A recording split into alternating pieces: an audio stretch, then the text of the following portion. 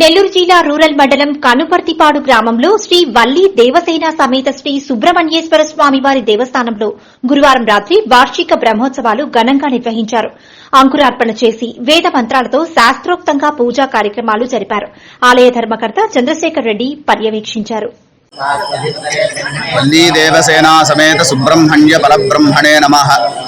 కనుపర్తిపాడులో వేంచేసి ఉన్న శ్రీ వల్లీ దేవసేన సమేత సుబ్రహ్మణ్యేశ్వర స్వామి వారి దేవస్థానమునందు వార్షిక బ్రహ్మోత్సవములు నేటి నుండి అత్యంత వైభవోపేతంగా ప్రారంభమయ్యాయి.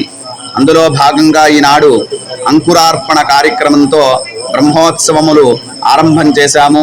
పై కార్యక్రమములు భక్తుల ఉభయకర్తల సహాయ సహకారములతో శ్రీ వెందోడి చంద్రశేఖర్ రెడ్డి గారి పర్యవేక్షణలో అత్యంత వైభవోపేతంగా నిర్వహించబడుతున్నాయి. కావున 50 మంది భక్తజనులు స్వామివారిని దర్శించి తరించగలరని ప్రార్థిస్తున్నాము. మంగళం మహత్.